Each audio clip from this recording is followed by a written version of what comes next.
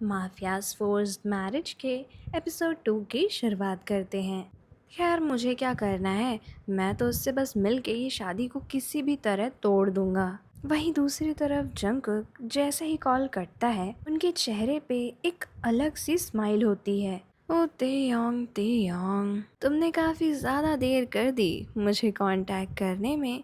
वैसे मुझे पता तो था कि तुम मुझे कांटेक्ट करोगे, पर इतनी देर में ये नहीं सोचा था। पर कोई बात नहीं, देर आए दुरुस्त आए। पर अब तुम कुछ कर भी तो नहीं सकते हो। मुझे पता है कि तुम ये शादी तोड़ने के लिए ही मुझसे मिलना चाहते हो, लेकिन तुम्हें ये नहीं पता है कि इस शादी को करवाने के लिए मैंने बहुत सारी चीज़ें पहले से ही कर ली हैं। तो ये शादी तो टूटने से रही, लेकिन हाँ, इसी बहाने तुमसे मिलकर तुम्हारे साथ खाने का मज़ा भी मिल जाएगा। ओह माय स्वीट हार्ट तेयोंग, कब मिलोगे तुम मुझे? दूसरी सुबह होती है और तेयोंग जल्दी जल्दी एक नॉर्मल से कपड़े पहनकर बाहर निकल रहे होते हैं। बेटा तेयोंग, आज तुम कहाँ जा रहे हो? आज तो तुम्हारी बेकरी बंद रहती है ना? मॉम, मुझे बस थोड़ा सा काम है, मैं यूं गया और यूं आया। आप बिल्कुल भी परेशान मत होइएगा, और अगर कोई भी प्रॉब्लम हो तो हाँ हाँ बेटा, मैं जानती हूँ, कोई भी प्रॉब्लम हो तो मैं तुरंत तुम्हें कॉल करूँगी, इसकी टेंशन तुम मत लो। ये हुई ना तेयोंग की मॉम होने वाली बात। चलिए चलिए, अब मैं चलता हूँ, मुझे देर हो रही है। Bye mom, love you too बेटा, ध्यान रखना अपना। चलो, किसी तरह मॉम को तो हमने अपनी जाल में फंसा लिया। बस अब डैड ना मिल जाए जब तक मैं बाहर निकल ना जाऊं। तियोंग आराम से अपने घर के बाहर निकल जाते हैं और उस साइड जाना शुरू कर देते हैं जो लोकेशन कल रात में जंगकुक ने उन्हें मैसेज करी थी। जिस हिसाब से मैंने इसके बारे में रात भर रिसर्च करी है, मुझे लगता है कि ये इंसान थोड़ा सा मिस्टीरियस है। ना ये किसी से ज़्यादा बातें करता है, ना इसके कोई बहुत ज़्यादा फ्रेंड्स हैं, सोशल मीडिया पे भी कम ही एक्टिव था। कहीं ये कोई माफिया से रिलेटेड तो नहीं है? नहीं नहीं तेयोंग, तुम भी क्या ही सोचते रहते हो। और वैसे भी अगर माफिया से रिलेटेड होगा भी तो भी क्या करना है हमें। हमें तो बस उससे किसी तरह ये शादी तड़वानी है। आज मुझे सबसे ज़्यादा अच्छा लगना है। आखिर पहली बार तेयोंग मुझसे मिलने आ रहा है। क्या पहनूं? ये नहीं, ये मैंने कल ही पहना था। ये नहीं, ये तो मैं डेली ही पहनता हूँ।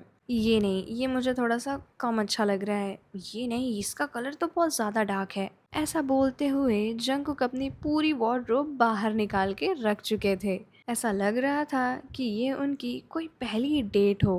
और इसके बाद उन्होंने फाइनली एक सूट चुन ही लिया जो कि ब्लैक कलर का होता है, जिसमें वो बहुत ही ज़्यादा हैंडसम लग रहे होते हैं। फाइनली मैं तैयार हो चुका हूँ, अब चलते हैं अपने प्यारे से तेयोंग की तरफ। ऐसा कह के वो अपनी सबसे ज़्यादा लग्जूरियस कार बाहर निकालते हैं और उसको खुद ड्राइव करके जा रहे होते हैं। ओह, फाइनली मैं पहुंच गया। मुझे लगता है कि अभी उस जंगकुक को आने में काफ़ी ज़्यादा टाइम लगेगा। वैसे भी वो बिजनेसमैन जो है। हमारी कौन सी टेबल थी? हाँ हाँ, table number 12। Good morning sir, आप हमें अपनी टेबल नंबर बता दीजिए, हम आपको वहाँ पर पहुँचा देंगे। यस यस, हमारे टेबल नंबर है 12। आप इस तरफ आइए सर, आपके लिए अलग से टेबल बुक करी गई है। अलग से टेबल बुक करी है का क्या मतलब हुआ? वो सर, ऐसा हुआ था कि टेबल नंबर 12 दो लोगों ने एक साथ बुक कर ली थी। इस वजह से जंगकुक सर ने एक पूरा पर्सनल हॉल ही बुक कर दिया था, तो इसलिए आप हमारे साथ आइए। तेयोंग मन में सोचते हुए, आखिर ये कैसा पागलपन है? कोई और टेबल बुक कर लेता, कोई और जगह बुक कर लेता, ऐसे हम बाहर ही मिल लेते। ये पूरा हॉल बुक करने वाला, ओह माय गॉड। ये अमीर लोग भी ना, ये लोग सिर्फ और सिर्फ अपने पैसे की गर्मी दिखाते हैं। पर मुझे क्या करना है, आज मैं अच्छे से खाऊंगा पीऊंगा, देखता हूँ आखिर वो मेरे ऊपर कितने ही पैसे खर्च करेगा। और उसके बाद जब उसे पता चलेगा कि मैं उससे शादी नहीं करने वाला हूँ, तो देखता हूँ कि उसके साथ क्या होता है। तेयोंग जैसे ही अंदर जाते हैं, वो देखते हैं कि वहाँ पे ऑलरेडी जंगकुक बैठे हुए हैं, लेकिन जंगकुक अपना चेहरा दूसरी साइड करके बैठे हुए थे, जिस वजह से तेयोंग को अभी भी वो दिखाई नहीं दे रहे थे। ये पहले ही यहाँ पे आ गया है। हाय, मैं Taeyong. Yes Taeyong, please come here. Taeyong जैसे ही जंगकुक को देखते हैं, वो पूरी तरीके से रुक जाते हैं। जंगकुक इतने ज़्यादा खूबसूरत लग रहे होते हैं कि तेयोंग अपनी नज़रें ही नहीं हटा पा रहे थे। तेयोंग, आप यहीं पे है ना? आप खो गए हैं क्या? नहीं नहीं, मैं बस ऐसे इधर उधर देख रहा था, बहुत अच्छी सजावट है। और ऐसा कहते हुए तियोंग बहुत ही ज़्यादा नर्वस हो चुके थे। वो जाकर चुपचाप सामने वाली चेयर पे बैठ जाते हैं। तो बताइए, आपको मुझसे ऐसी क्या बात करनी थी जो कॉल पे नहीं हो सकती थी, और आपने मुझे मिलने के लिए ही बुलाया, वो भी पर्सनली? वो क्या है ना, मैं आपसे कुछ कहना चाहता था। हाँ तेयोंग, मैं उसीलिए तो वहाँ से आया हूँ इतनी दूर आपसे मिलने, आपको अपना टाइम देने। आप मुझे बताइए, आप जो भी कहना चाहते हैं मैं बहुत अच्छे से सुनूंगा। तेयोंग मन में सोचते हुए, आखिर मैं वो बात कह क्यों नहीं पा रहा हूँ, पर मैं क्या करूँ। मैं जितनी बार भी उसकी आंखों में देखने की कोशिश कर रहा हूँ, मैं खो जा रहा हूँ। वो इतना ज़्यादा सुंदर कैसे लग सकता है। नहीं तेयोंग, तुम्हें पूरी अपने कॉन्फिडेंस के साथ उसके मुंह पर बोलना है कि तुम उससे शादी नहीं कर सकते हो। हमें ऐसा ही करना होगा। हाँ मिस्टर जंगकुक।